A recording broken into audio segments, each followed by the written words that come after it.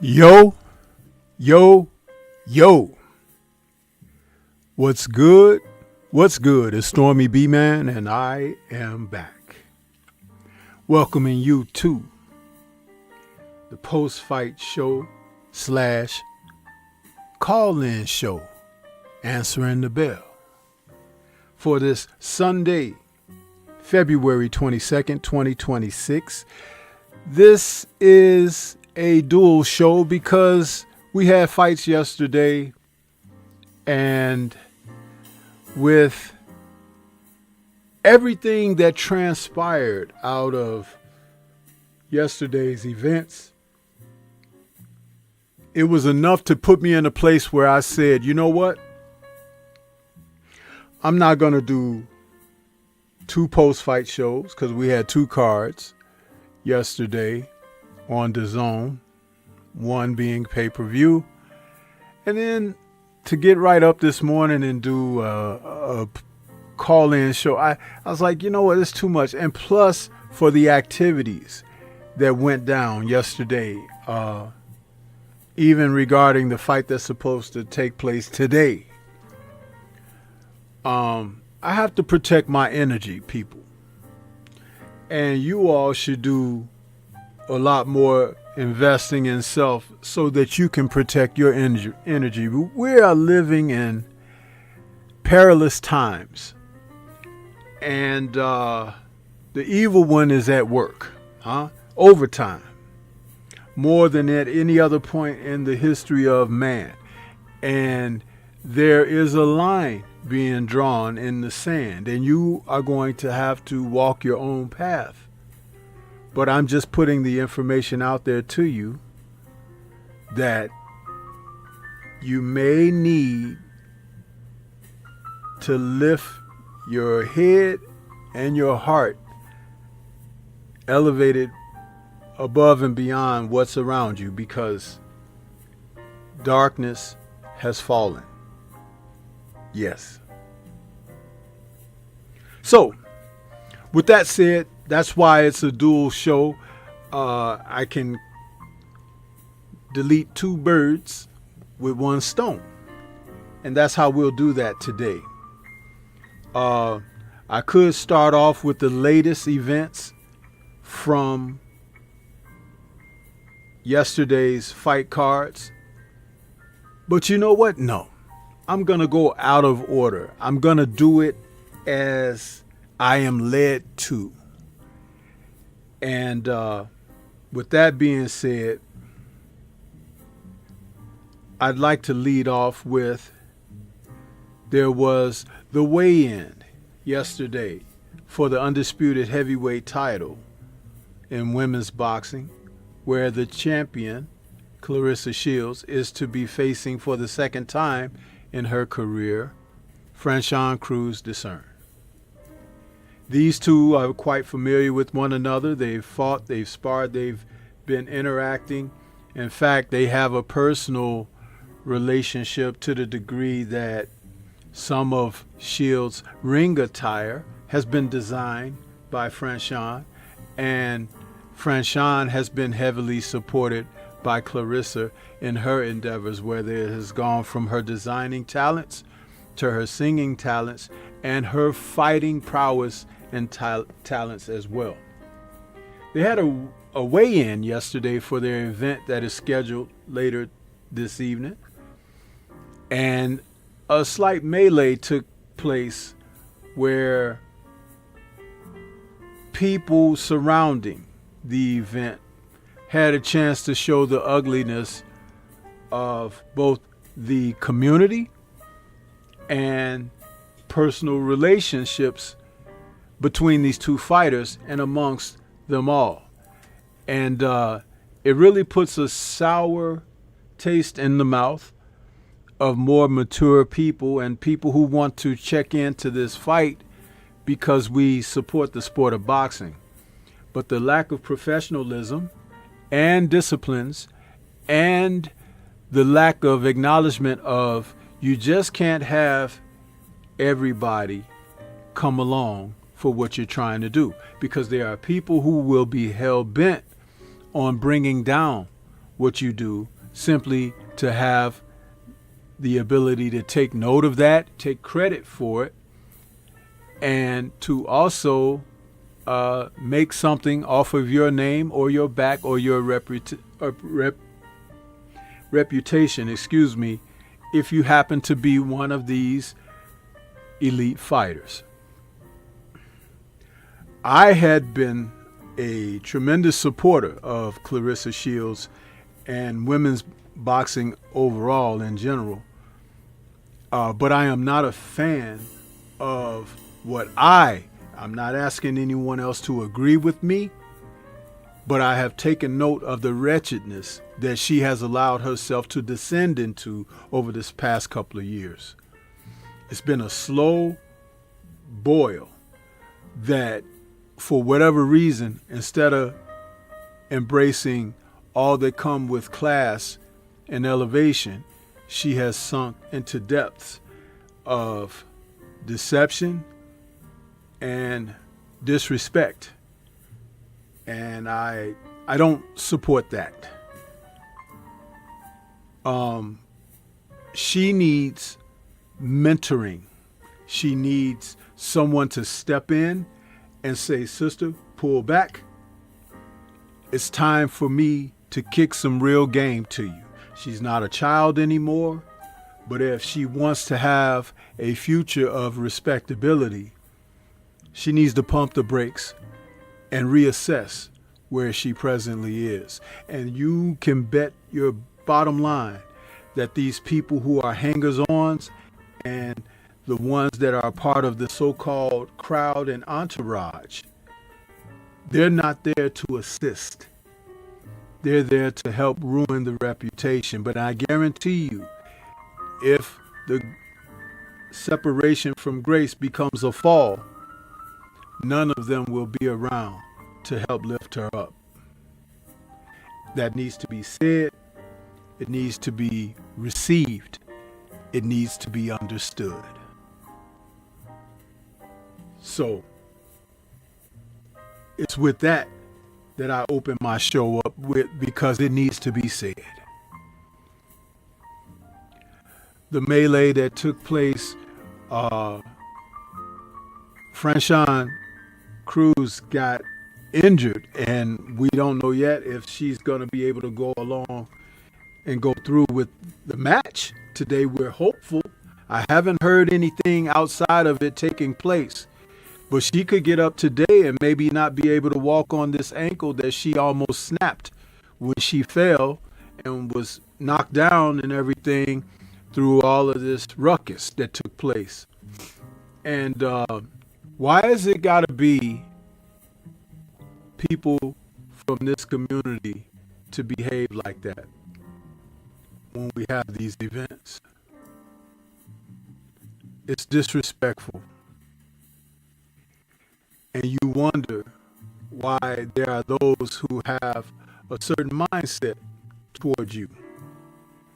You know, whether you represent in that manner or not, you look like those that do. Class is not available when these people come together like this. What I saw took place reminds me of what I've seen from young people here in Chicago, imposing themselves on merchandise stores and places of business and commerce when they come together in groups and just break the law, whether it's pillaging, whether it's just being a wrecking force of nature, destroying property. And they do it not only at a drop of a hat, but they do it for fun. And the law has taken a step back from enforcing the disciplines to avert these circumstances. Don't like it. But if you have children of your own, if they are of this age of participation, which could be from the teens through the late 20s to early 30s,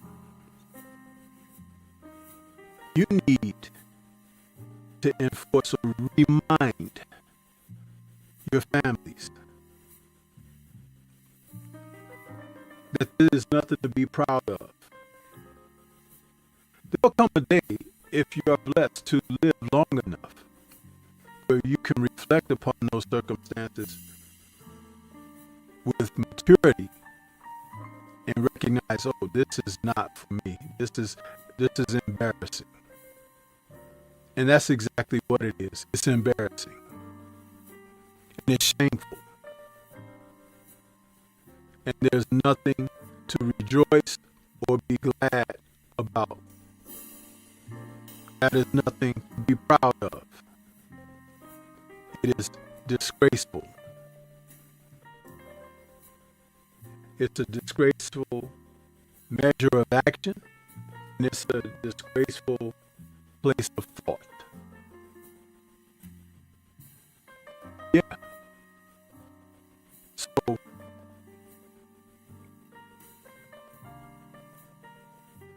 the fight may take place later today if they are going to go through with it. The information tells us that the ring walk of these two fighters should be around 10 p.m. Eastern Central Time. Hopefully.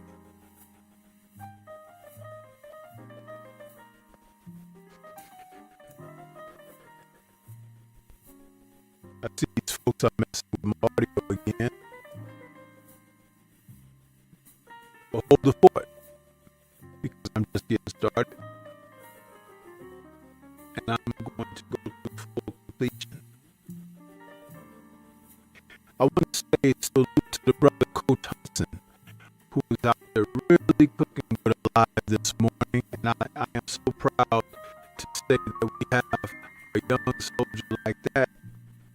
was not only able to articulate, but also catch the vibe of a younger generation because he is a younger man, but he is wise beyond his years. And he is providing a voice of leadership and a influence of mentorship that people should really consider and take note of. The young man is really cooking. I was listening to him just before going live myself. I didn't even want to go live because I wanted to finish listening. So I have to go back and catch the rest of his show from my after I complete what I'm doing. But again, see, foolishness needs to be thrown down. And we're seeing so much of it. He was speaking on that. I speak on it all the time.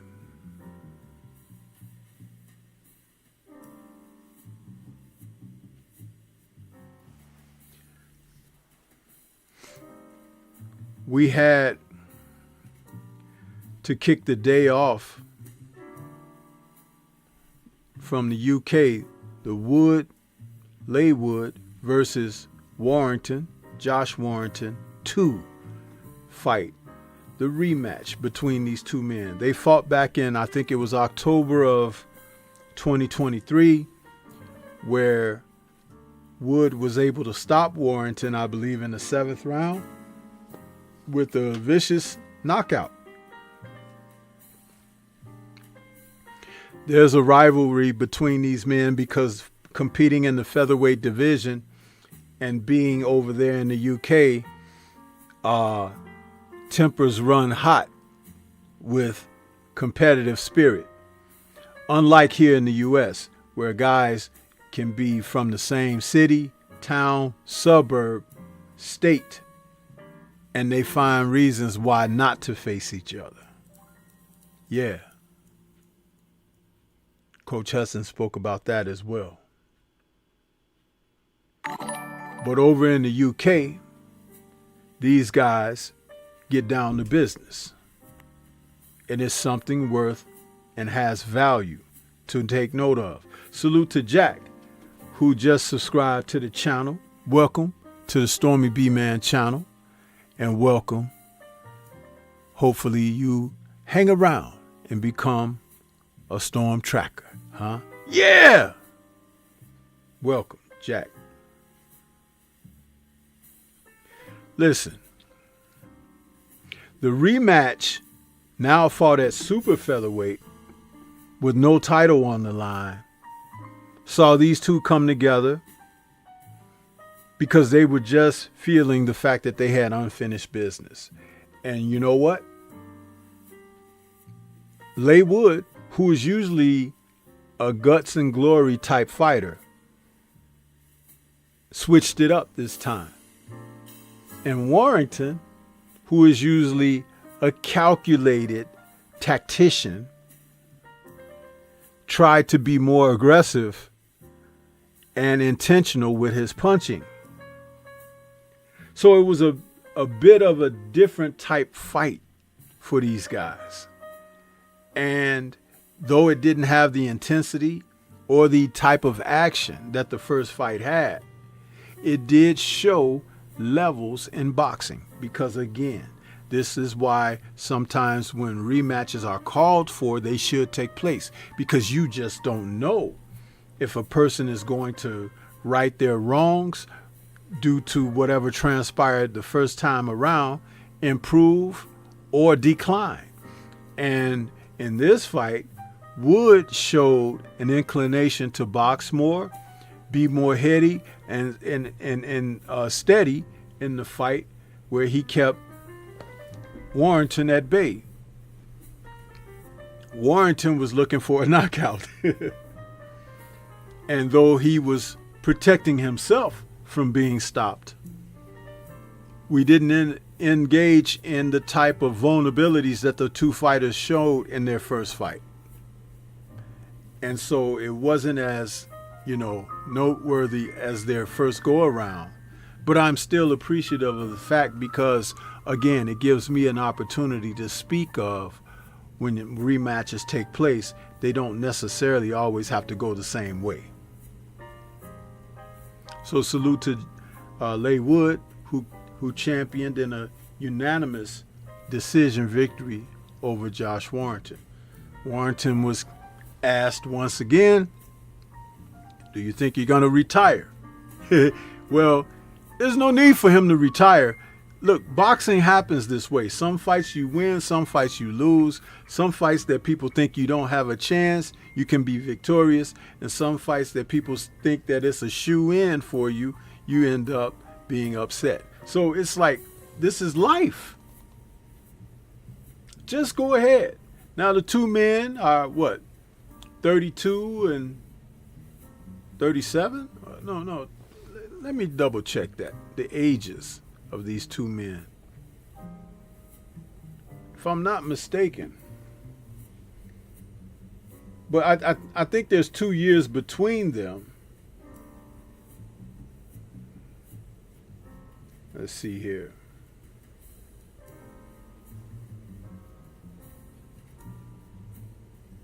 Do.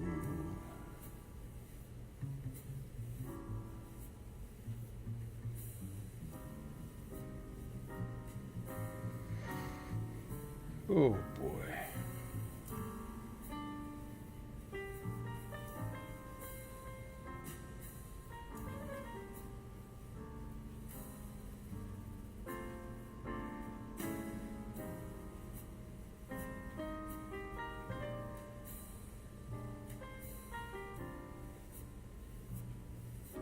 Yeah, I'm sorry.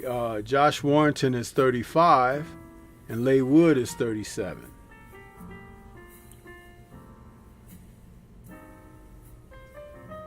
Yeah.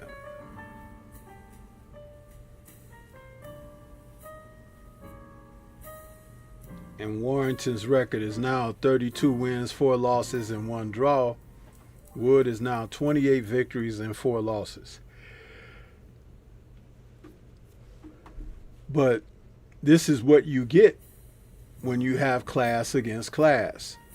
And these two men being from the UK, different regions of the UK, facing one another, that's what it's all about.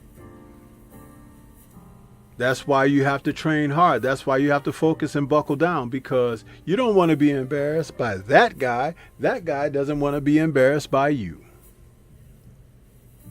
What is wrong with American fighters today? The same thing that is wrong with American society today. We have become the proverbial fat cat. We have gotten too full of ourselves with arrogant pride and built up gluttonous approaches to having access. And access, ACCESS, and excess, EXCESS. Yeah. Too much of that. Pride, ego, privilege, prudence. Yeah. And that's where we find ourselves.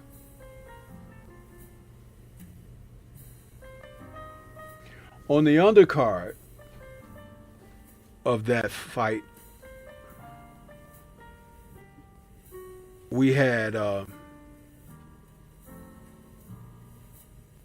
Ishmael Davis taking on Bilal Fawaz.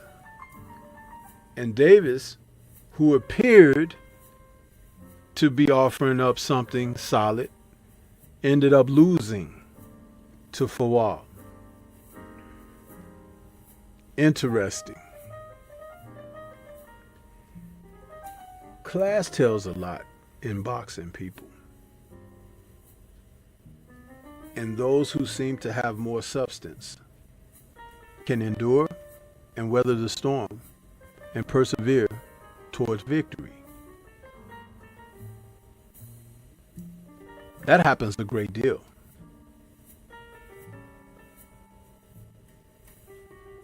But there was a fight, super lightweights for the WBC title, In the women's division of boxing, Sandy Ryan took on Carla Zamora.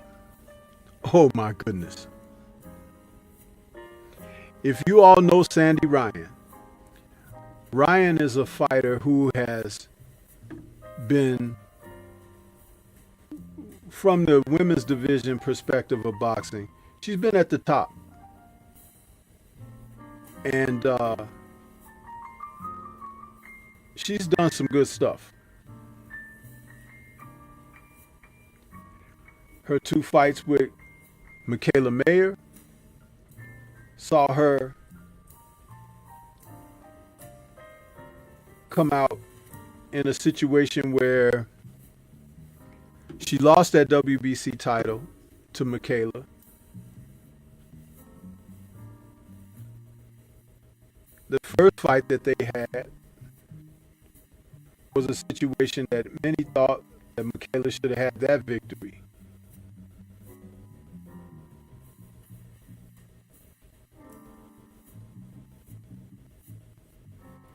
This fight with her, she and Zamora. Zamora is fighting out of Mexico.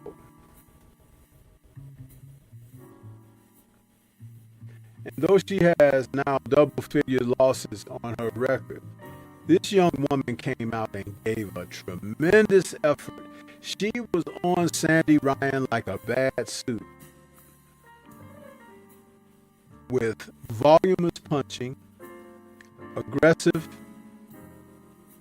pursuit, and punches well placed. It was fascinating to watch because Ryan, who has Olympic experience, was boxing well, but Zamora's aggression and just overall experience, because you know Ryan, she only has 12 fights in her career. So Zamora was all over her.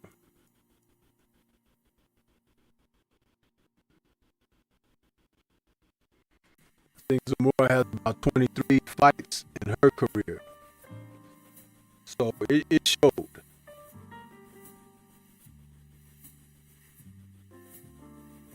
They both are 32 years of age, and though Ryan is listed at 5'8.5", Zamora can be no more than 5'5.5", 5'6". But my goodness, the 10th and final round of that fight between those two women has to be round of the year in women's boxing. They were rocking and rolling, people. I'm telling you, if you like boxing, you gotta check that fight out. And though Ryan was awarded a unanimous decision, well, majority decision, I don't think she won that fight. And that's not to bring Sandy Ryan down, because Sandy is a true competitor in the sport, but Zamora won that fight, you guys. She did. Her effort alone separated them. It's something that I just can't speak enough about, which is why I'm speaking on it now, because, you know, I like to talk about boxing. I like to talk about the X's and O's and, you know, the ebb and flow. But that fight there,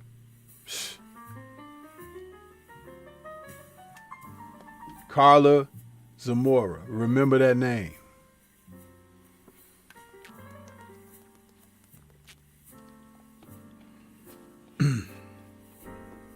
Yep.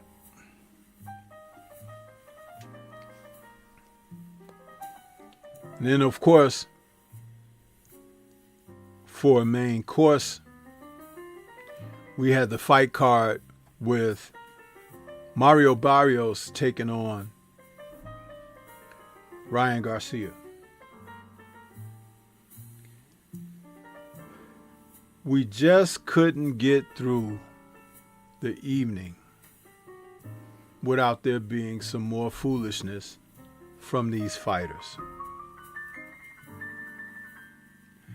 Richardson Hitchens, after the weigh-in for his fight against Oscar Duarte for his IBF title, pulled out of the fight.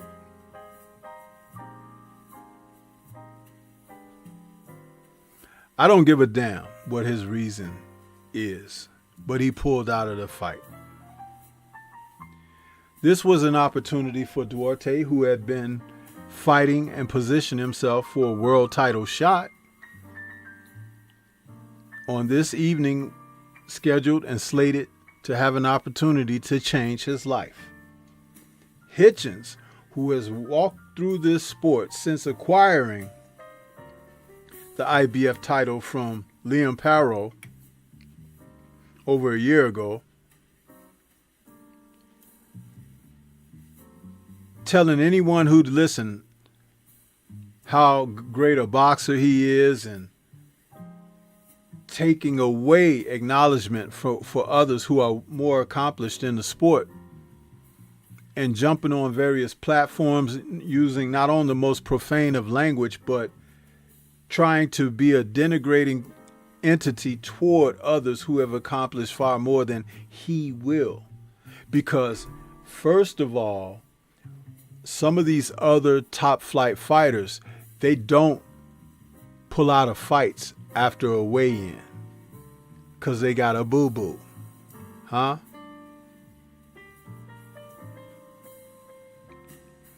No integrity. He should be stripped of his title. And Duarte in his next fight should be fighting for that vacant title that was stripped against the next man up as far as being in contender in the junior welterweight division. But Hitchens, along with some others that I'll mention their names when we get to it, are representing what's worse in the sport of boxing.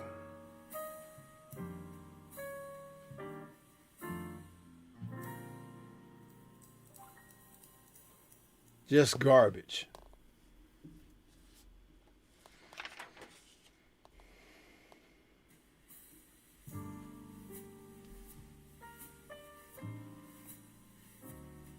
Also on the undercard,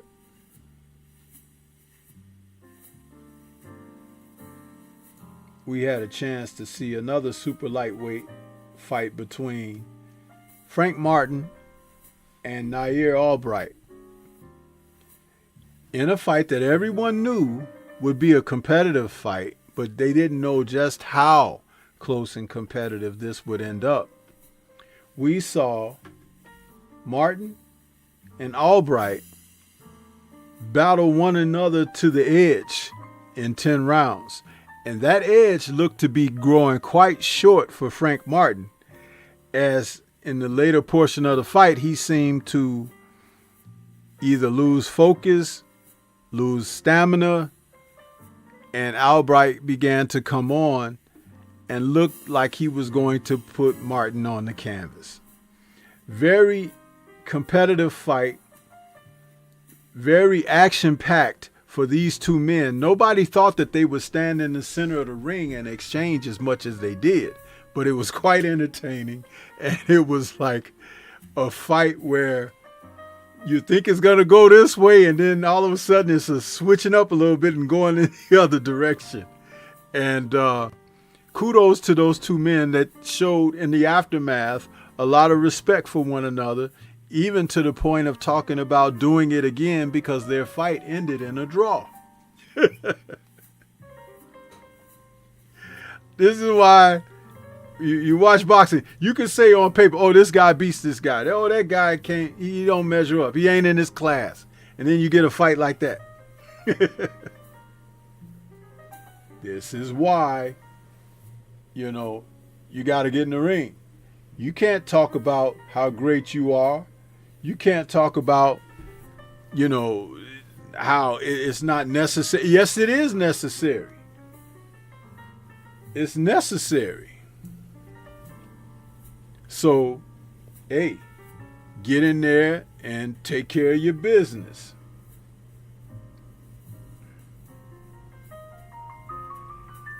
And in the co-main event, which should have been the main event if you ask me, Gary Anton Russell took on Andy Harioka. Listen, a lot of people didn't know who Harioka was. You should have watched my breakdown video.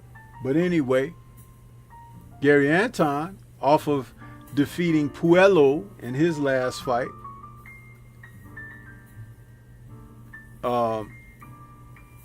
was given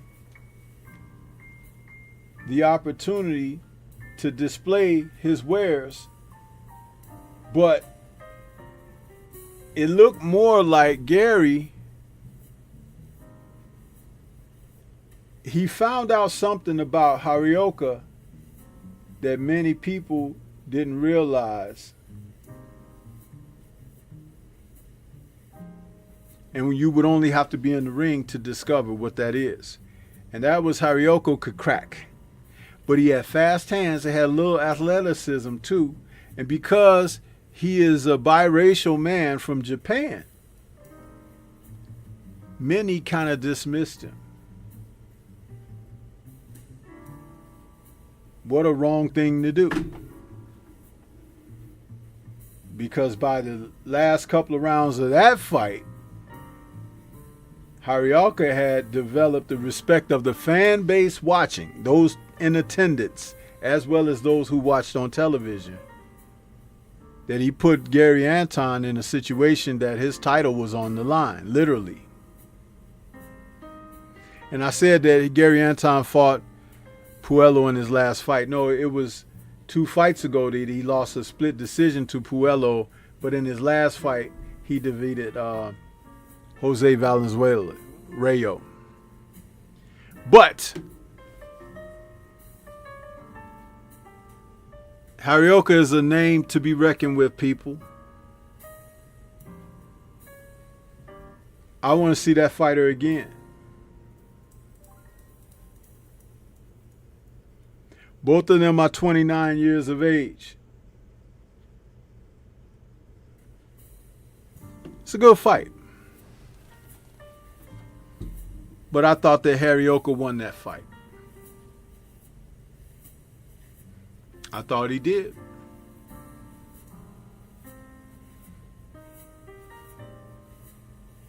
But they kept that belt on the Western Shore for a reason. We'll probably figure that reason out very soon. But Harioka is not a cupcake, people. He is not.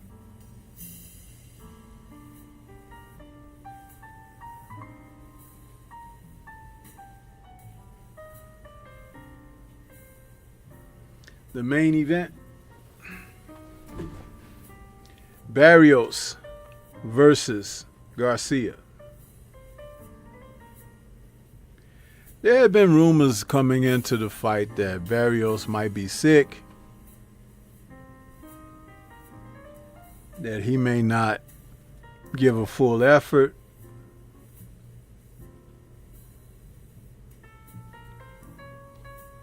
But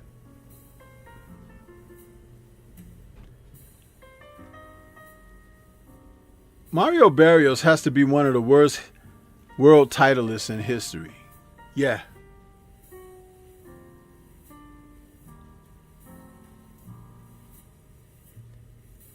He was down on the canvas in the first round against Ryan Garcia.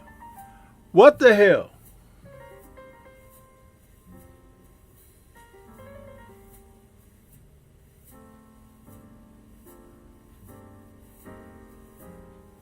I've never seen such inadequacy at the championship level, unless you want to count Bruce Seldon when he fought Mike Tyson. Huh? Yeah. Every bit as odd, unprofessional, unentertaining, uninspiring. Yeah. That's exactly what that was. What the hell, bro?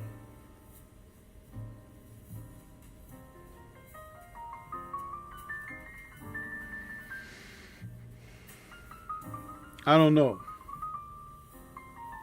What can I say, people? What can I say? But it's at this point, because, you know, that's what motivated me to not really do a post-fight show last night, because it was such a one-sided affair. Ryan Garcia won every round in a scheduled 12-round title fight. Do you know how bad you have to be to lose every single round to Ryan Garcia?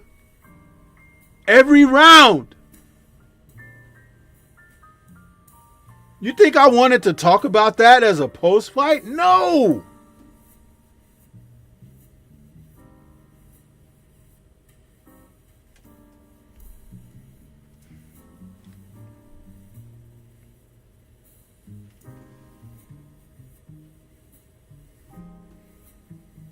They should take Mario Barrios' boxing license and burn it.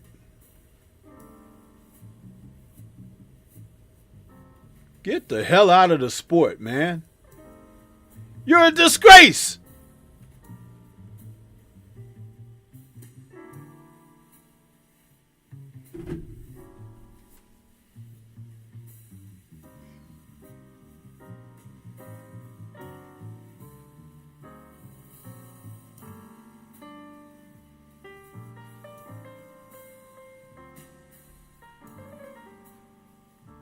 People, I just can't.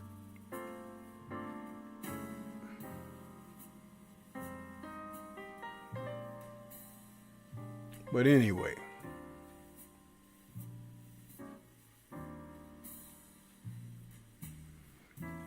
I'll open up my call-in lines and you can talk about it. Because I'm not going to raise my blood pressure. Shit. Do you mean that we didn't see the play this time? They held their belt to the side. They wouldn't let him unify with Devin. They wouldn't let him fight Brian Norman Jr. They wouldn't let you. You see? They tried to give it to Pacquiao, but Pacquiao just so faded he can't beat Barrios. But Barrios was close to giving it to him. Because he's so awful.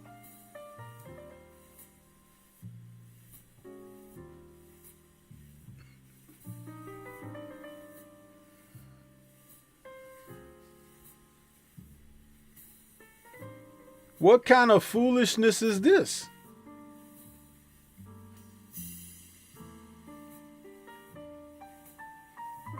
You can't win one round, but you're the world title holder.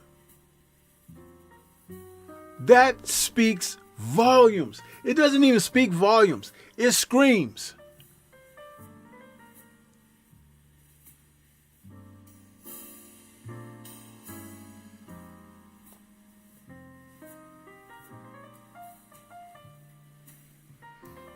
Salute to the brother, Blue Blood Sports TV. What's good with you, Blue? What I was trying to contact you about the other day was that video I released yesterday morning talking about Hearn and Conor Benn. I hope you had a chance to check it out. But that's what I was going to give you a chance to hear it before I uploaded it for a premiere. But I hope you had a chance.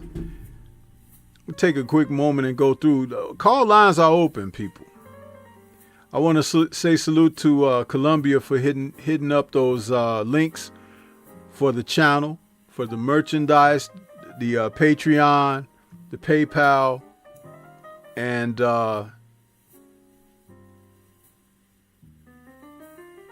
all of my links there. Thank you so much, Columbia. And Lewis Hinton is out there. Columbia is out there early. NBA D Nice in the building. Del Riv is in the building. DLP is out there. Universal Truth. Eric Jordan. Jonathan Simon. Stephen L. LeMac. the brother Drew Titan, PGH Big Dog, 88 Sports Talk, Snoopy Mac,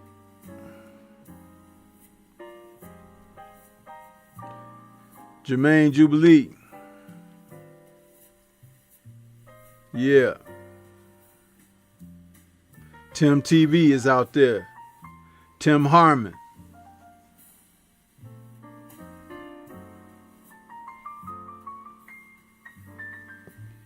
let's see here, EJ says there's a Cash App.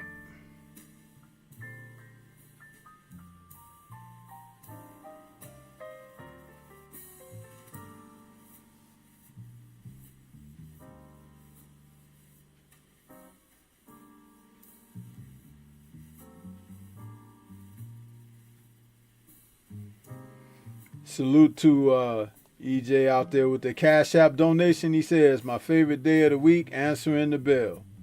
Thank you so much there, EJ. Appreciate you, brother.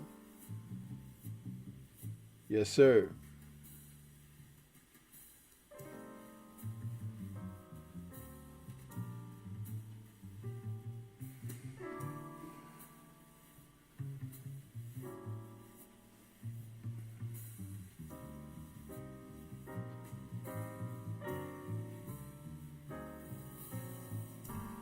Yeah, as a reminder, we are multi-streaming over on Rumble as well. For those of you who haven't had a chance to follow me on Rumble, please do so, because I got a couple of shows coming up this week.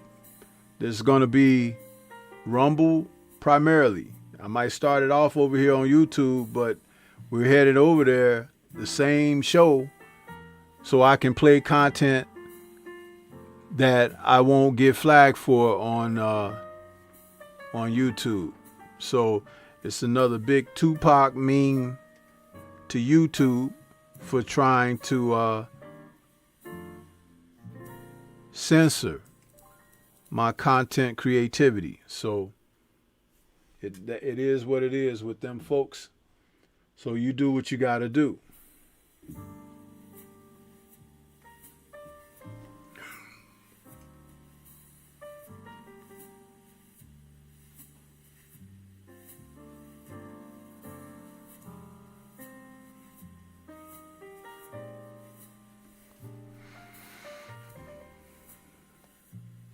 Who else we got out there? The Village Brother in the building. Joe Gagliardi is out there saying salute, Stormy. Yeah. So.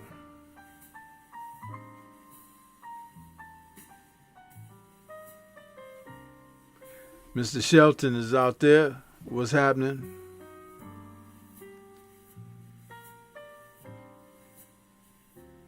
DP Rocker in the building. What's happening?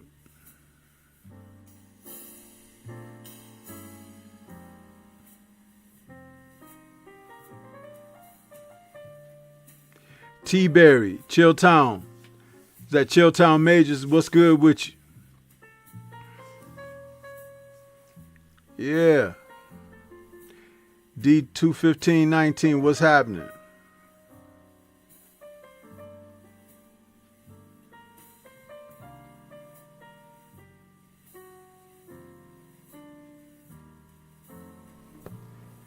Is that 10 round KOs? What's good with you? Oh, that's IROC. Okay, IROC. Okay, I got you. So yeah, guys, if you want to talk, I got the lines open. Come on, call and talk to Stormy about your thoughts about last night's fights. The Barrios Garcia fight in particular, or whatever. And just remember, they had Shitty Cuz on there too, giving shitty commentary, huh? See, this dude, I told y'all about him. I told you. I ain't got no love for that dude, man. See, I look at character. You can look at it, oh, he could box, he this and that. Nah, he ain't boxed the right person, Huh? He boxed the right person, he'll quit or he'll leave the ring crying. One or two. That's it. Huh? Yeah.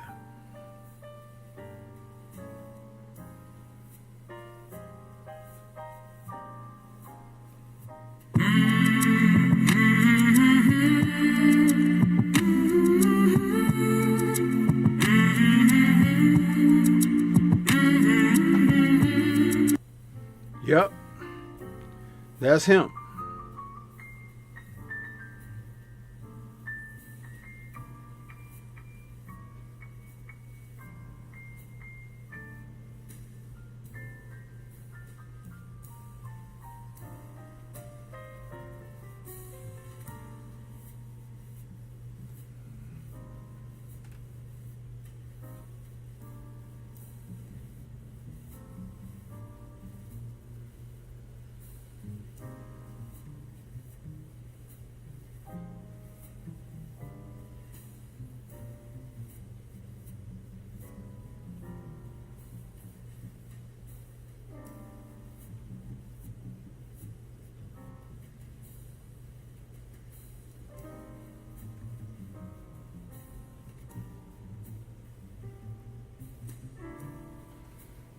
See, they were all out. Freedom's March, what's good with you?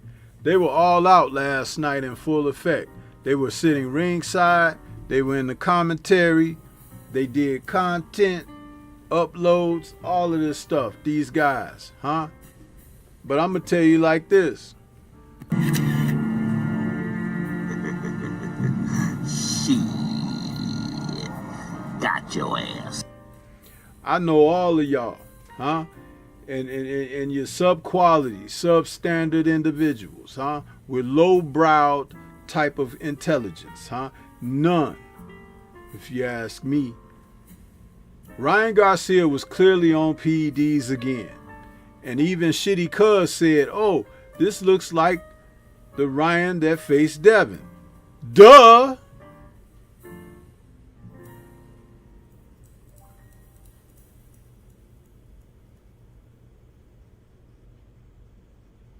The only one who benefited off of anything was Rolly Romero, because he faced the Ryan that was in the drug doping program that Devin mandated that he be in before they face each other again, and Rolly got the benefits of it because he fought the depleted Ryan, huh? The one who wasn't busting at the seams with his sculpted figure, huh?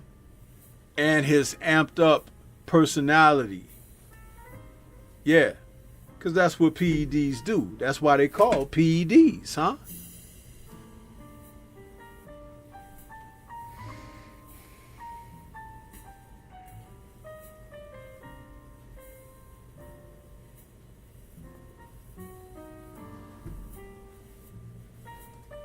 When are people gonna just really say what's really going on? And do you know those broadcasters never mentioned that Brian had been suspended for drug use, but they said something about Keyshawn Davis. Keyshawn wasn't even fighting. You see how they weaponize villainy against the melanated fighter in person, huh? Yeah. Ryan was suspended, y'all. He didn't spend time out. He wasn't having an operation or something to set something right in his body. No, he was suspended.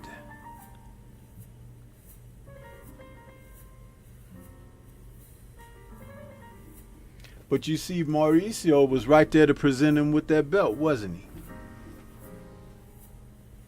He was right there. Where was Mauricio when Crawford was supposed to be presented with his belt? And he was in a much bigger fight, much more fanfare in the stadium, huh? Against the so-called face of boxing, Canelo. As Crawford said, Mauricio didn't even want to present him with that WBC belt. He sent another minion over there. Here, go take that fucker this belt. Yeah. That was Mauricio. The same guy that says, I'll fix him, I'm going to charge his ass $350,000. Yeah.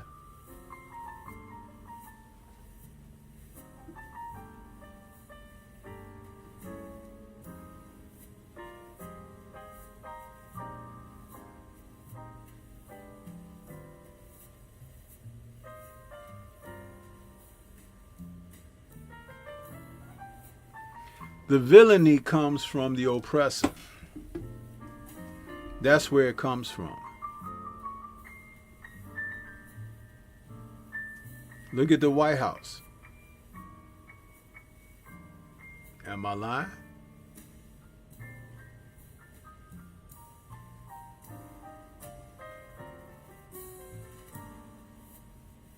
Salute to Jamal Davis over there on the Rumble app. He says, they basically gave the belt to Ryan because he can't win it fairly. There we go. Show's over. That's the last and final comment. Absolutely, Jamal Davis, in respect to you. Because that is what it is. Think about it like this. Barrios was holding the belt for how long? 2 years?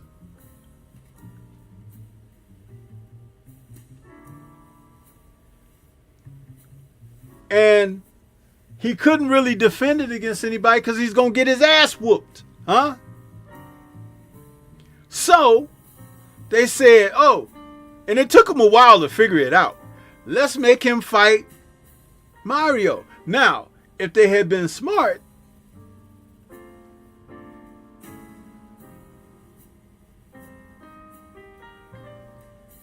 they could have had Mario on that fight card in New York. Oh, but it wouldn't have worked out because Ryan was in the drug program.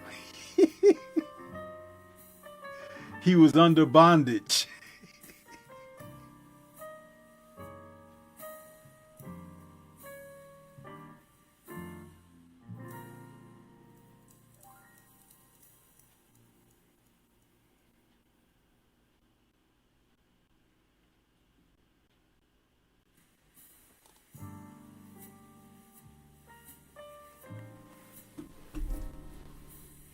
These are things that you just find that, as you go along,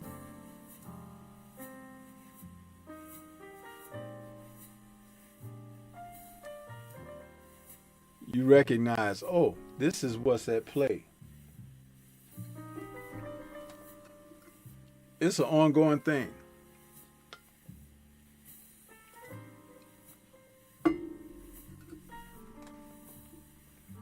Salute to EJ back in that cash app. He says, Ryan looked like he was on drugs again against Barrios. Yeah, of course.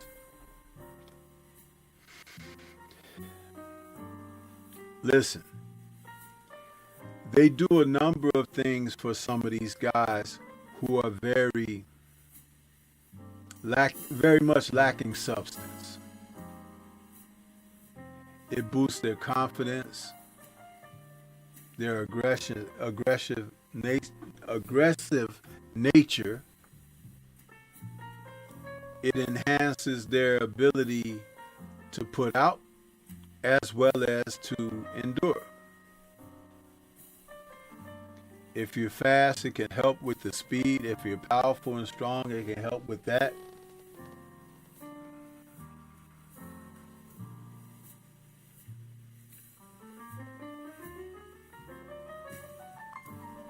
There's plenty.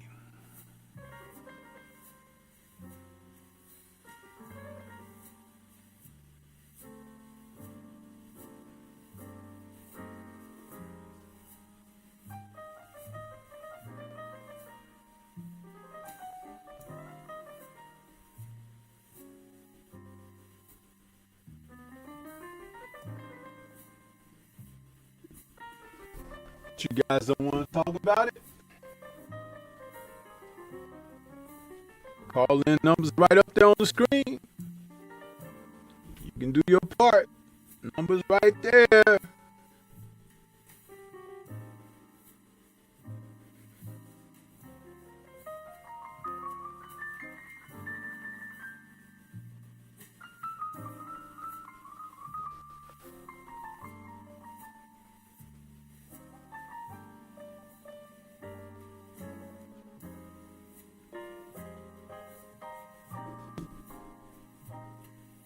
test the line. Make sure it's working. 'Cause some people be trying to say, oh, it ain't, I tried to call Stormy, but I couldn't get in.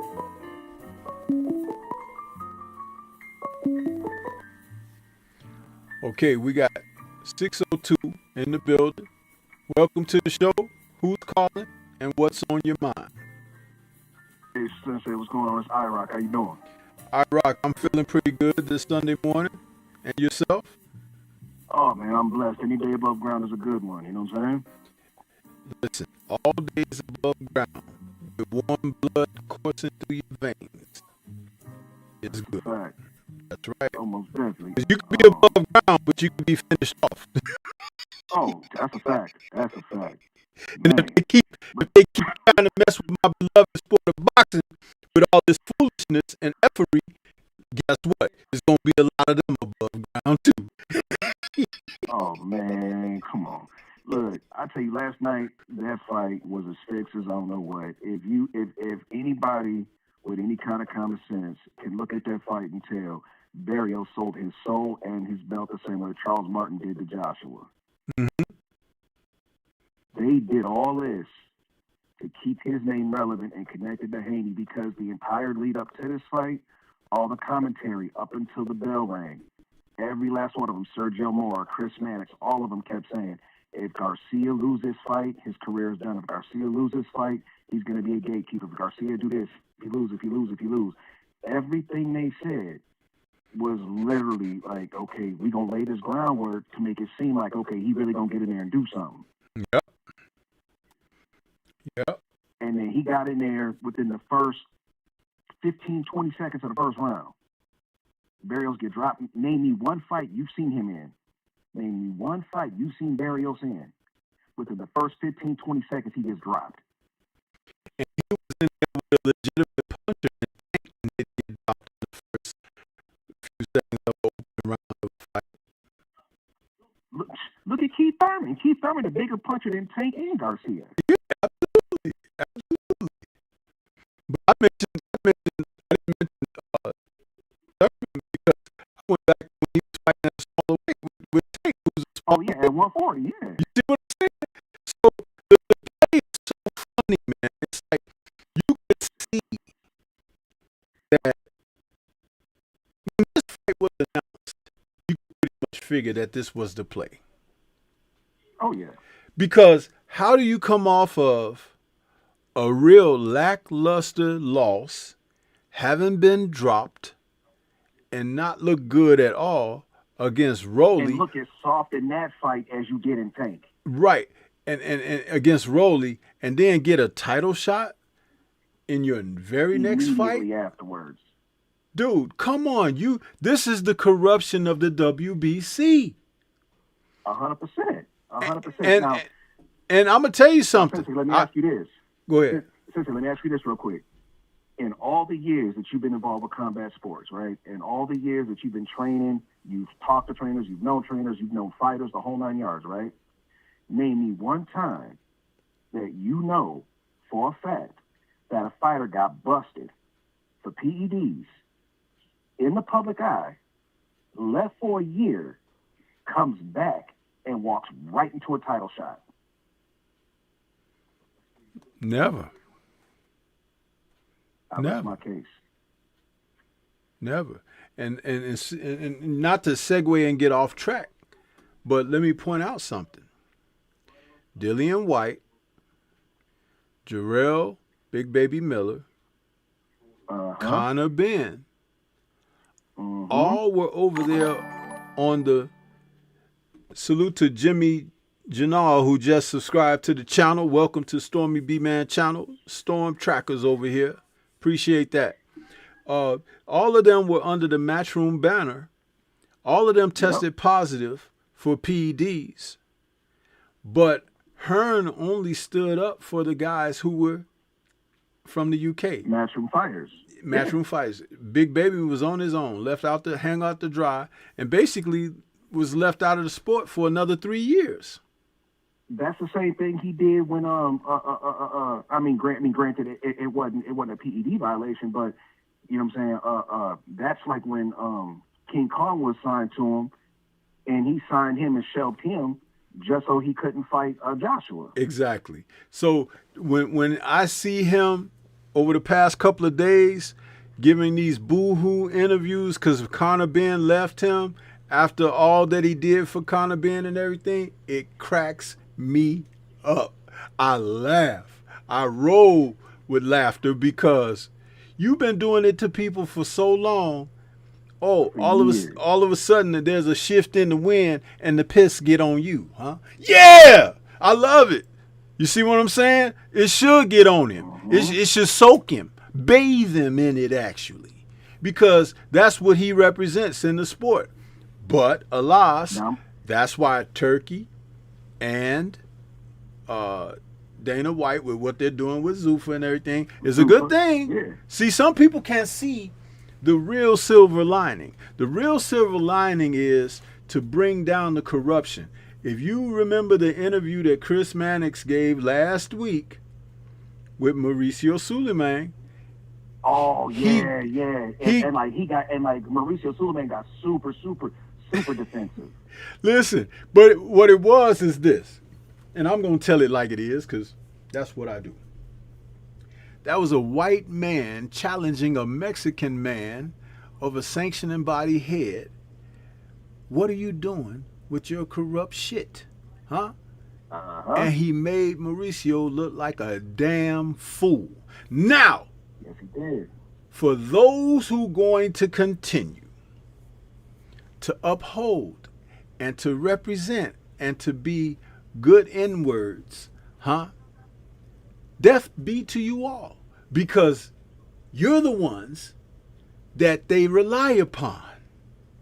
See, what people didn't see in the play of Barrios is probably the worst champion of at 147, 100%. Well, not just at one. He's the worst in boxing today. He was the worst. But what they were able to do was put Garcia in there with him, and it's probably the best that Garcia ever looked in his career, which is not saying a lot, but he was still under what he was, suspended for the Devin fight and everything. You can't tell me otherwise. They can say, oh, no, we had testing and everything. Listen, at that level, when you talk about Oscar and you talk about Suleiman, let me tell you something. Those manila envelopes they transfer hands, brother. You know that.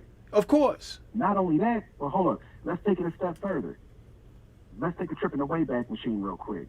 You remember when Canelo got busted for the painted street tacos, right? Yeah. And then Mauricio Suleiman came out and raised the levels of clenbuterol, right? Yeah. Now, okay, let's bring it forward a little bit. The first fight with Ryan and Devin, the fight was in New York, right? Yeah. And remember, during that whole build-up, Ryan was trying to get the fight moved to Vegas. Why? Because the New York State Athletic Commission has a zero-tolerance policy for PEDs.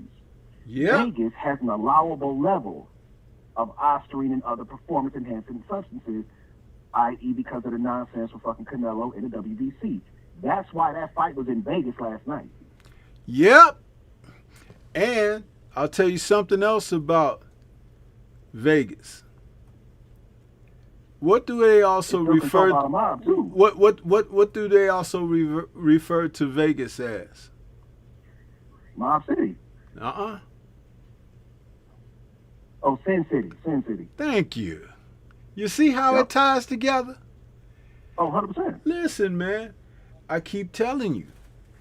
Not you per se, but I'm, saying, I keep saying that all of this comes under a certain, umbrella. Now, De La Hoya, when you think about it, he has issues, personal, right? We know that, right? Oh, yeah, of course. But when a person is chemically dependent, he can be manipulated. Absolutely. He can be compromised. That's a fact. He loses and may have already lost all dignity. Don't that sound familiar? Very much so. So when you have that, and you think about all the talent that went through the company of Golden Boy, that's no longer there, including Canelo, huh? Mm-hmm. You recognize Canelo, Wilder, the Charlos. Yeah, so many. Almost too many to count. But you realize with someone like Ryan, who kind of fits the description of lost dignity, of compromised principles, the erraticness and everything, substance abuse is a part of it. And that means that you can be sold. You are a whore to the system. Mm-hmm. Huh? No, I agree with you 100%. That's a fact. Yeah. So all of this, and Barrios being the worst fighter to be able to have a title fight against. If Devin Haney fought Mario Barrios, he probably stops him inside the distance somewhere. But they are trying to block the man from being undisputed at another weight division. They say, okay, we tried to put the roadblocks in at 135, and he still got it. So at 140, we wanted to make sure that couldn't happen there. So they did that thing with Ryan, right? Mm-hmm. So now at 147, Hearn don't want to make a fight with him.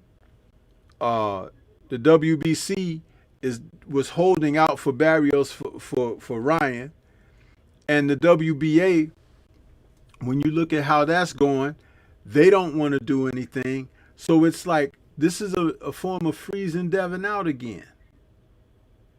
But at the same time, you can't see the play of like their own based interests are more important than the sport of boxing. But they'll tell you at every waking turn, we're doing what's best for the sport of boxing. How? But now. How? Well, and I get you. But now, see here, now they're not. But here's Haney's trump card, because out of all the fighters that are currently fighting under and or with Riyadh season, Turki Al-Sheikh legitimately respects and admires Haney because of his grit, his attitude, and his integrity. And I'm telling you right now, mark my words, if Haney truly wants these fights, and I know he does, all of those promoters, Frank Warren, Eddie Hearn, Oscar De La Hoya, all of them answer to Turki Al-Sheikh. One way or another, through hook or crook, however the situation goes, Haney gonna get them fights. And guess where they're going to be? In Saudi. My man, checkmate. You understand? Yep. You can't bring your PEDs over to Saudi. Ask Tyson Fury. He is the most miffed. If you do. Yeah. No, you can't because I remember one show you had talked about it, and then I know on another show Drew and DFTB had talked about it. Is that and it's because over there, if you get caught for stealing, if you get caught for violating any kind of law, they'll either beat you, take your hand, or end up killing you. Mm-hmm. And they ain't gonna play with that. Nah. And if you try to cheat somebody on a show that they are putting on, it's a wrap for you. Yep. See, that's why Zuffa's going to help. You see, Zuffa's going to help because that's going to be a so-called safe haven for fighters who are disgruntled, fighters who are fed up, have been underprivileged and denied. They're going to go there, right? They're going to look to move forward. And that's okay. But they don't realize that's going to be the stable. You know how you have a farm club in baseball? Yeah. Or the the minor league and the NBA and stuff Yeah. like that. Yeah, that's gonna be what that be for the Riyadh season events, because that's where Turkey can put on the biggest fights. I agree with that, and like now I do have one question for you because I don't know the answer to this one. So I know that prior to leaving Matchroom, Eddie Hearn was doing all that wheeling and dealing, trying to make Conor Ben the mandatory for the WBC, right? Now, Yeah, when give it to me. now that Conor Ben signed that $15 million contract for one fight, does he still fight Garcia for the WBC, considering the fact that Eddie Hearn and Mauricio Sulaiman and Dana White really don't give a fuck about each other? No, see, this is the thing. Conor Ben, by him going over here, you said it's a one fight deal with Zuffa, right? Yeah. He gonna fight on Zuffa, but it ain't gonna be none of those guys. And he's gonna, Oh, you okay. understand? Right. He's gonna have that opportunity, but this other stuff is gonna play out. See, Shakur, he's been running around here being the shitty cuz that he is, and he's been Right. saying certain things. But again, he's going to be put in a position where he's going to have to shit or get off the pot. Now, They're going to force him to fight Devin if he win that fight. well, of course, but even more so that if he fights Ryan, they're going to make that fight in Vegas too. Oh, yeah. Oh, 100%. And Ryan going to be able to do what? See? And then we get to hear shitty cuz before the people. He going to come out and he going to be, they cheated me. I don't like to lose. And you know what we going to say? We told you. We told you.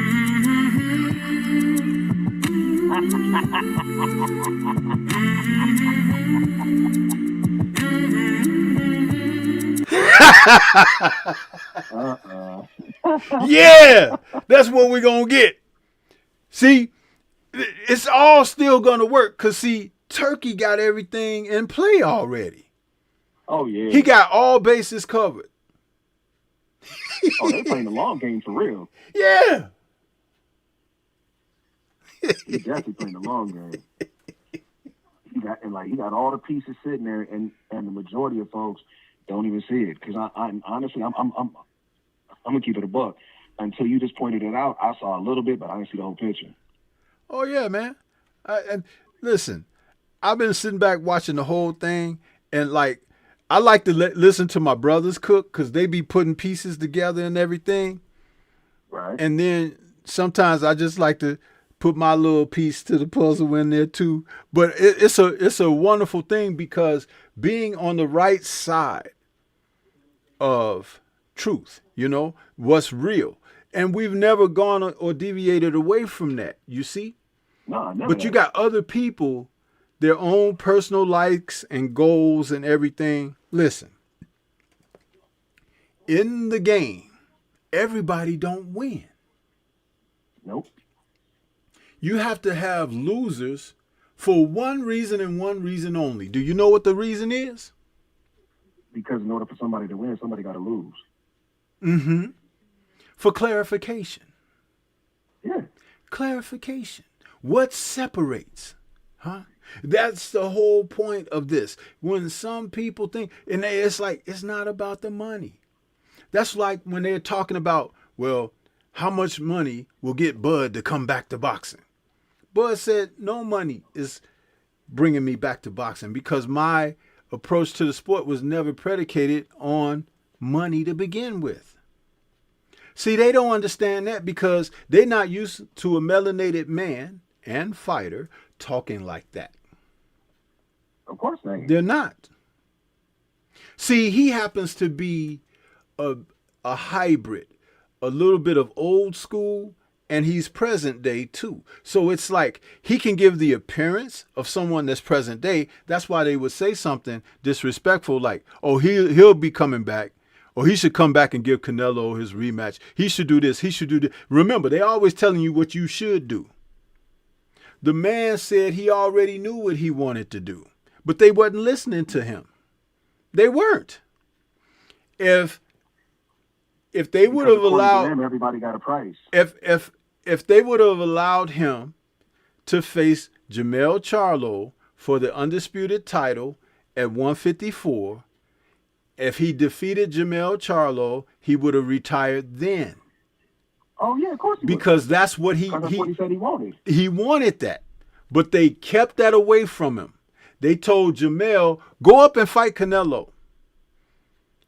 And win, lose, or draw, we gonna throw this love at you. And he said, okay, boss. And he opened his bag up for them to drop the love in it. And he went up there and sold his butthole to the Canelo situation. Then they took everything away from him. Exactly. How about that? Huh? He's standing naked. All he got is that bag. But guess what? Sometimes that bag got a hole in it. Huh? Yep. And when your contents fall out due to different reasons, now you got to come back to boss, huh? Hey, boss. Oh yeah. Can I get a couple of them breadcrumbs that's coming off the table, sir? Huh? That's what he's finding himself. Did you see him in those interviews last week when he was talking and he was sitting up there? Hey man, Bud Crawford, yeah man, he accomplished this. You know, hey, it would be an honor to get in the ring with him. What? What? Yeah, I saw that. Wait a minute, though. Wait a minute. He said it would be an honor to get in the ring with Bud.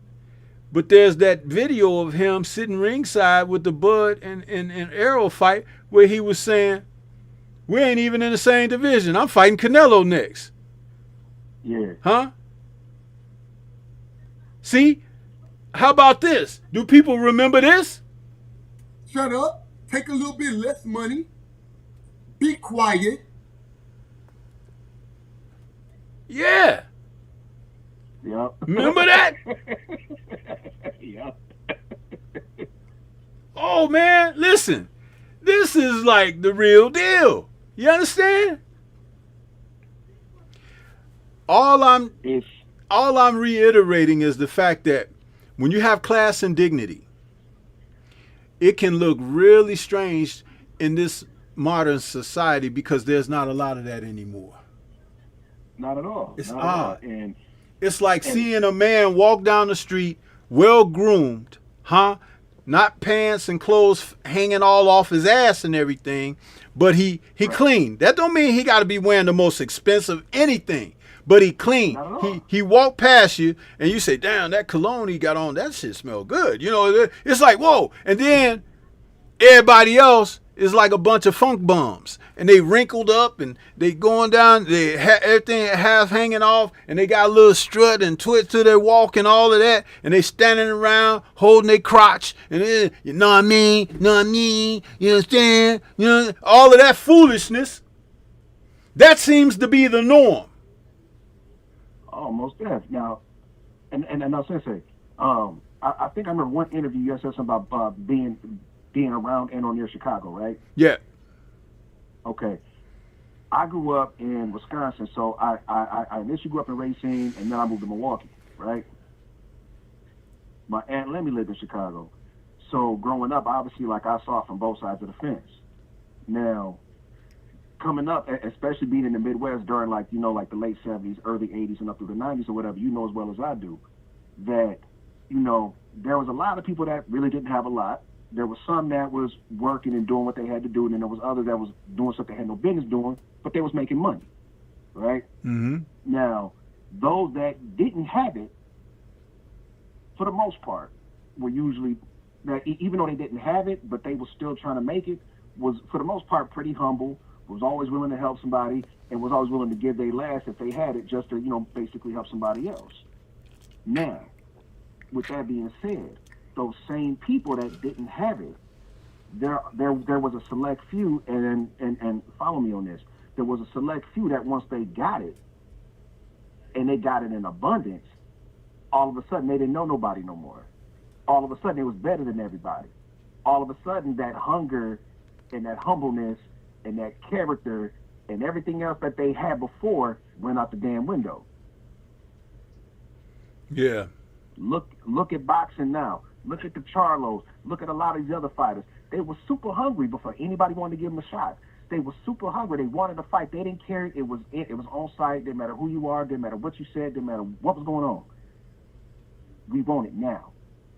But then as soon as, like you said, as soon as they opened that bag up, as soon as they started getting that, you know what I'm saying, as soon as they got that little taste, now all of a sudden, nah, he ain't in my weight class. Nah, he ain't on my level. No, he got to earn it first.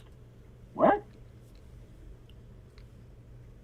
Listen, man. I mean, you know, that's like the one day when it was you, Drew, shout out to Kurt Sugar, you know what I'm saying? And because I remember this show y'all did, and you guys were talking about all like the older fighters, like, you know, the Roberto Durans, the Jack Johnsons, the Marvin Haglers, the Tommy Hearns, and talking about like just that entire era of boxing and prior to, about how they had the mentality that they didn't care about what money you made, what belt you had, or whatever. If you said their name and you said, I'm better than you and I could put hands on you, they was coming to see you.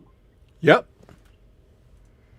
Simple as that. None of that other stuff mattered. It was, if you say my name and you say, I'm going to put hands on you, cool. Now you got to answer for that.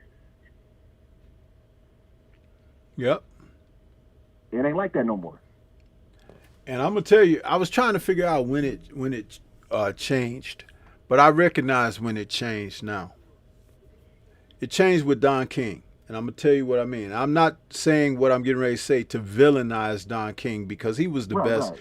He's the best boxing promoter in boxing history, but he developed this whole ideology of, if you don't sign with me, you can't fight the fighter I have. Oh, okay. I see what you mean. So you can get the title shot, but you got to sign with me, because what happens is I don't lose as the promoter. My fighter might lose, but I still win because I get to promote your future fight. You know what I mean? Yep, and he still get his cut. Yeah. See, that started when he promoted Joe Frazier and George Foreman. See, many people don't know this story, but if you're old enough, you know. They fought in Jamaica. Okay, Joe Frazier was the heavyweight champion of the world. Remember, he had beaten Muhammad Ali, and I think he had another title defense, and then he fought George Foreman, who was his number one contender. Now, George Foreman wasn't thought to be able to beat Joe Frazier, because Joe Frazier seemed to be the mountainous champion that he defeated Ali, put the first loss on Ali's record. So, you know, Joe had all of that thunder, you know, coming with him. Now, George Foreman had a lot of knockouts, but they were against second tier and third tier opposition. Okay, what the deal was is that George knocked out Joe Frazier in 2 rounds. When they had the fight, Don King and Joe Frazier arrived at the fight, and they were ready to go. Press conference, Don was sitting right there with Joe, blah, blah, blah. George Foreman knocked out Joe Frazier, and Don King was over there in George Foreman's corner celebrating with George, and he left the fight with George. Oh. Yeah. A lot of people don't know or remember that. Talk about getting pimped. But this is what's funny. It was depicted in the Don King movie where Ving Rhames played Don King on HBO. Yeah. If you go back and watch the movie, it's in there. I remember the movie. That's what that was? Yeah. Oh, damn. Don King came to the fight with Joe, the heavyweight champion of the world. Left with George Foreman, the heavyweight champion of the world. like he said, either way, he winning. Right. So the promoters began to get in the way of making the best fights. If you didn't have one of those promoters like Dazn, but you had a solid promoter and you were fighting another fighter who had a solid promoter, you guys would negotiate your deal, the best man win.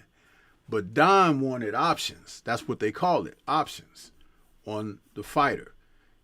So Right. he ensured that he's still going to be around. And he built Don King Promotions off of that. That's how it became. And it's a sly business thing, but it was no different than what Bob Arum was doing. And what Bob didn't like was the fact that Don was not only equally as smart as he, but Don had street smarts that Bob could never have. You know what I'm saying? So it's just like when he made the deal with Ali and Foreman. He told them both the same story. He said to George Foreman, who was the heavyweight champion, he said, look, I got Ali. We can fight him, but you getting $5 million and he only getting $2 million. So don't tell him, don't say nothing. And he went to Ali and told Ali, look here, I set it up. I got the champ to agree to a fight with you. I'm going to give you $5 million, but he only going to get $2 million. But don't say nothing, because this is how we're going to do it. We're going to split that money. So both sides agreed to do what Don said, and they got less than $5 million, and Don got the rest. You know what? And it's crazy you say that, because it's in there. Shout out to BF. BF just did that video talking about the business of boxing, and he broke down like everything you just said. He broke it down piece by piece. I was like, ooh, damn. Yeah, you see, but listen, check this out now. I've been around longer than those guys, right? So Right. I know these things. But this is why I say all of us are good for something. Because BF, he got the time. He could sit there and go through the notes and stuff and put it all together so he could present it to you guys. That's a wonderful thing. Me, I like to talk about the X's and O's of boxing, why fighters will win. I talk about their characters and stuff from a coach's and trainer's standpoint. That's what I do. But understand, that's why all of us, we really serve a purpose, because we have various talents and abilities to do these things, but it's all together. We got people out here working against us because we're bringing you the truth. You understand? And it's foolishness. Like, yeah, that's just like when you look at, okay, for example, right? So like they say, when they talk about like movies and stuff like that, and they say, and they say, like a movie's made believe, a movie's this, a movie's that. Every movie and every lie has a bit of truth mixed in. You just got to be able to see it. So, for example, like when you look at movies like, like the Malcolm X documentary, or the movie that, or the actual Malcolm X movie that Denzel Washington did, or you look at movies like Braveheart, or, just anything of that sort, and you start to see different historical events, people are like, oh yeah, that looked good, but what about? And it's like, and then if you actually go look at the historical event itself and research it for yourself, and you start to see the correlation between what was going on and what happened, and then if you look even deeper, you see just how bad it got. Mm-hmm. And it's just like, it's like they say, ignorance is bliss. So if they can keep you ignorant to the fact of what's really going on, and they can say, okay, look, I'm gonna show you this, I'm gonna give you this, but I'm gonna go ahead and hide my other hand and keep this over here so that you don't really see what's going on. If they give you what you want up front, 9 times out of 10, most people ain't gonna pay attention to what you're doing on the side. Right. Right. But the objective is to always, when you're the promoter like these guys, especially like someone like Hearn, you give them the false impression that they're secure and they're good, but you're still nickel slicking them some kind of way to get more off of them. That's why we were so on AJ when he signed the lifetime contract deal with Matchroom. We were like, dude, what the hell are you doing? Do you know AJ could be 42 and they will make him fight somebody? Oh, 100%. Because he's under that contract deal. That's why when Yeah. people were saying, like, when that accident happened after the Netflix fight with Jake Paul. you know, and he lost his 2 friends and all of that, people was like, man, he might retire or whatever. I was like, if you think that that Matchroom gonna let him retire, you got another thing coming. No, that's their cash cow. Exactly. Not only that too, because I remember there was a live. It was you, BF 78, Drew, and somebody else, but I forgot who it was. And you guys were talking about. I remember BF had brought up the clip of Eddie Hearn and his daddy talking about how basically they remember when they could, like, basically treat them like slaves and just, you know, give them what they wanted or whatever. Yeah. We didn't used to have to call them Mr. This and Mr. That. Yeah. We didn't have to used to call them Mr. This and Mr. That or whatever. And it's like we didn't have to show them respect or whatever. And they were proudly saying that, remembering those times. And Dillian White was sitting there right next to him, smiling and laughing. Yes, boss. You know? Do you think he would have been able to sit next to Deontay Wilder saying that? Hell no. But that's like, okay, and you know what? I'm gonna make this my last one because my dog is sitting there dancing like he got to go out. Okay. But no, I'm actually glad you brought that up about Deontay, because when he did that interview with that man and sat there and he was trying to be professional, he was trying to, you know, he was being a gentleman and everything else, and that man kept picking at him. He was trying to force Deontay Wilder to get out of character. He was trying to force, and again, part of my language for saying this, he was trying to force Deontay Wilder to be a nigga. That's what he was trying to get him to do, but he wouldn't give it to him. Right. But the thing is, all these people, because like I said, you said it, BF said it, Drew said it, 78 said it. If Deontay Wilder ever comes out and truly lays all that shit on the table about what went on behind the scenes, Deontay Wilder will crush the sport of boxing.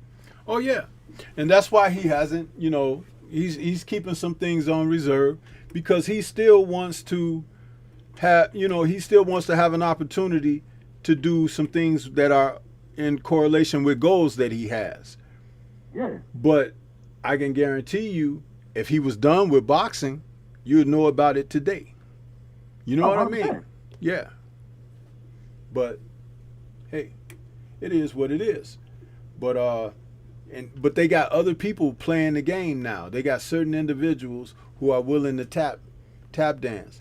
Tap dance. I only hope that the brother Brian Norman Jr., what I liked about what he did was he made a change after his loss to Devin.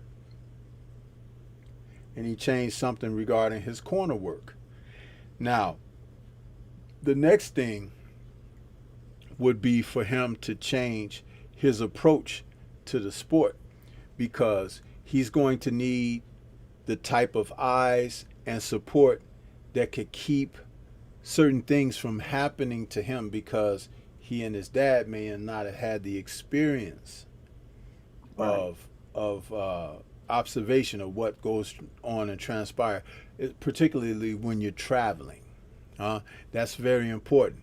But he also needs to align himself with a point of maintaining some independence, because independence is the way to go.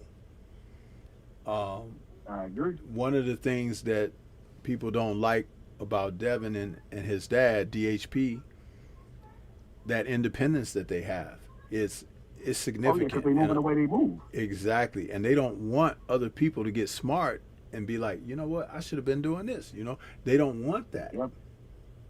That's why they villainize everything that they do. Oh, Bill is always lying. Don't the other promoters lie? Not to say that I agree that he's lying, but I'm saying, don't the other promoters lie? They do. That's their job. They're like attorneys. They lie all the time. Then they say, they'll tell you, we don't like Bill being with Devin. He's talking too much for him, and Devin need to talk on his own. Bill is Devon's mouthpiece through his company. He's hired under the company to do that. It just so happens that's his son. And of course, he's always going to talk up his son. But if you worked with DHP, he would do the same for you. He would be the voice for you. If you gave him the freedom to do that and have that representation for you. And not only is he good at that, he's not soiled. And even though people try to throw soil on him, he's like Teflon. It don't stick because Bill is operating. He knows the game and knows how to play the game. You know what I'm saying? And they don't like that. They don't like when a melanated man is doing the good thing. They don't like it, bro. Because they only think it's for them to be advantageous over others. Just like this YouTube thing. They mad at us because we successful and we doing stuff because when it was created, it wasn't meant for us to be on here and be successful and have hundreds and thousands of people watching us, following us, emulating us, repeating us, repping us. I got one more for you. Take it a step further. 3 words. Black Wall Street. Bingo. Bingo. So they'll run your own kind right after you, talking about you, slandering you, popping up in your chats, trying to take your shows off, off page and to detour this and to throw a wrench into that and all that. Try to get you to fight against each other because there's no growth in that. That's a fact. But see, you got to know better. When you elevate it, do you know that they say when you fly in a plane and you rise above the crowds, you can see the world a different way, don't you? Absolutely. All the chaos and monotony of the everyday life and living, but you get in that plane and you soar above it all, don't it all seem so small now? Yep, all the turbulence is gone. There you go. But I know you say you got to get on out to take your dog out, man. Don't want to make no accidents. Yes, man, you ain't never lied. Hey, iRock, I appreciate you calling in, brother. Make sure you don't be a stranger and call in again. Oh, no doubt. It's all love. I got you. All right, man. Take care. Yes, sir. Peace. You too. Peace. Man, that was a great call by the brother iRock. Yeah. See? Line's still open. Could have another caller if someone like to call in. We got a few more minutes to do this thing. But yeah, see that conversation? It opens things up, right? Not only does it open subject up, but space and room for your thoughts to dig deeper into what you're experiencing, what you may have missed, what's adding to what you know. It's very important. Very important.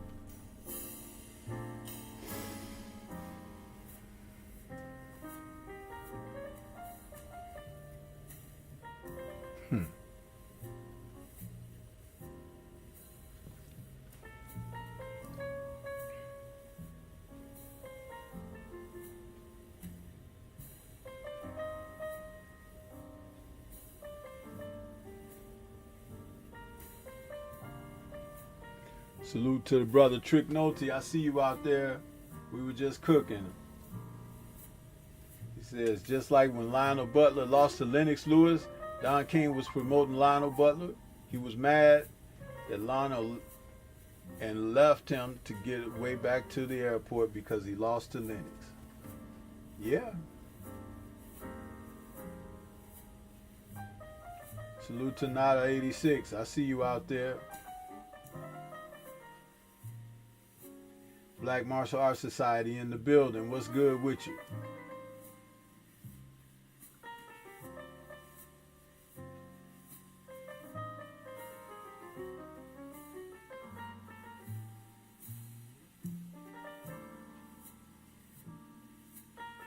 Coach Hudson was in the building. I see you out there, Coach.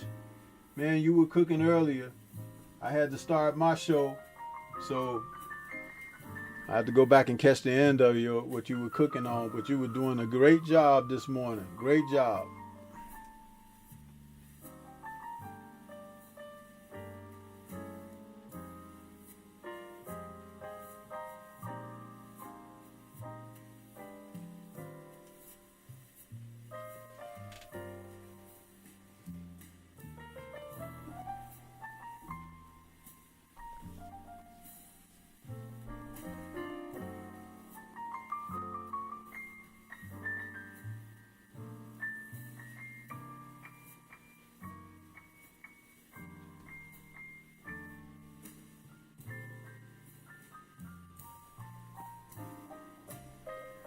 Seems like we got, let me see how many people we got. We got almost 40 people in there. You guys don't want to call in? Somebody don't want to call in? Trignoti, why don't you call in, brother? I know you have things to say sometimes. Lewis Hinton, what's good with you?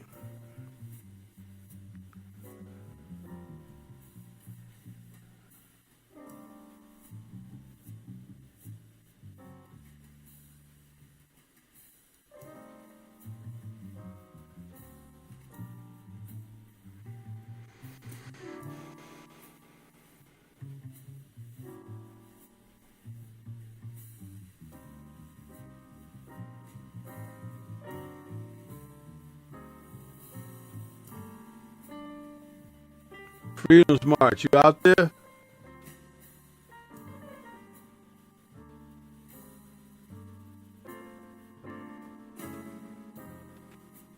Black Martial Arts Society, you out there?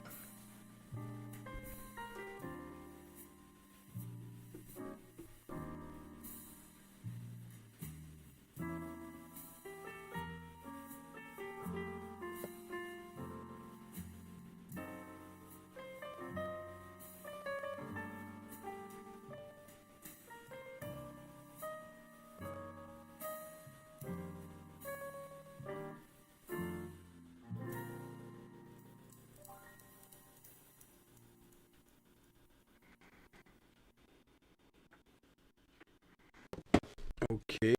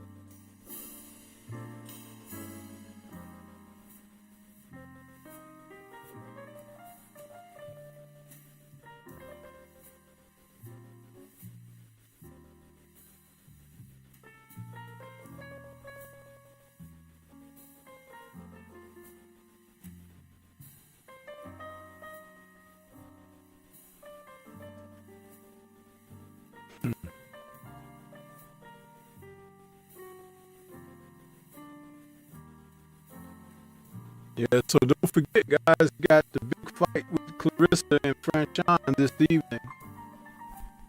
That's going to be on the zone. We'll see how that works out.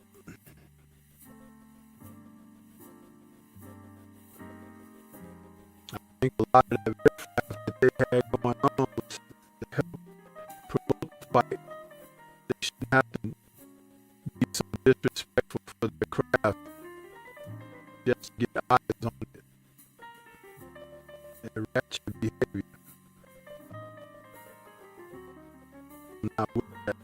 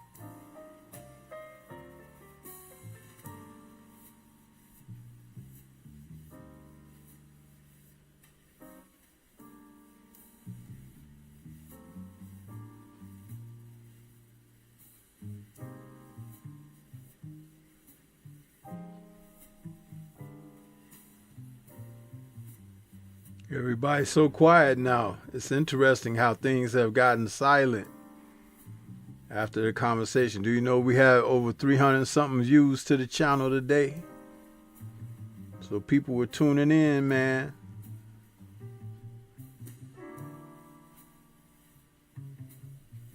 People were tuning in.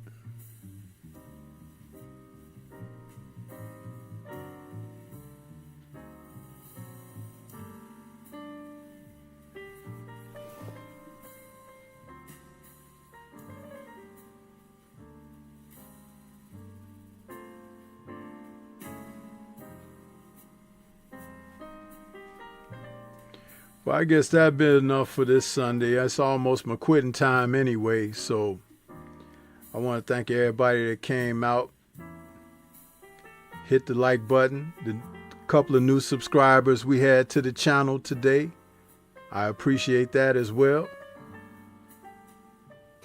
Yeah.